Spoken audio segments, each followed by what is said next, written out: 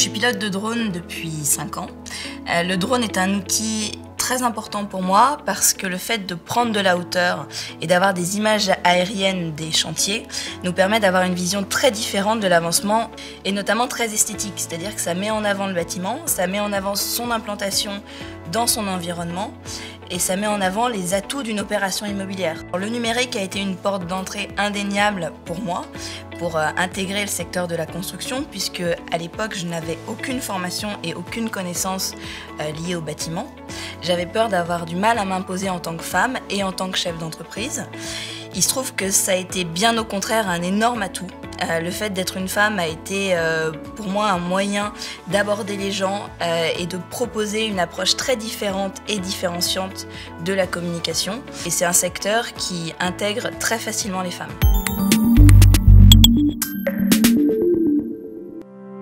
J'ai un DUT GE2I, génie électrique, informatique et industriel, et ensuite une licence automatisme. Des techniciens et grâce au numérique, du coup, j'ai pu évoluer en chef de projet sur des offres donc de scanner 3D, relevé de bâtiments, modélisation numérique de bâtiments, de toutes les prestations autour du BIM. Aujourd'hui, plutôt que de construire des bâtiments neufs, on a tendance à rénover donc des bâtiments. Aujourd'hui, via le scanner 3D, on est capable de faire un relevé exhaustif, précis et rapide de la réalité pour ensuite construire un avatar numérique. Cet avatar numérique servira de base au futur travail collaboratif autour de la maquette numérique et du processus BIM. J'identifie 2 compétences pour évoluer dans le monde du numérique, la curiosité et l'autonomie.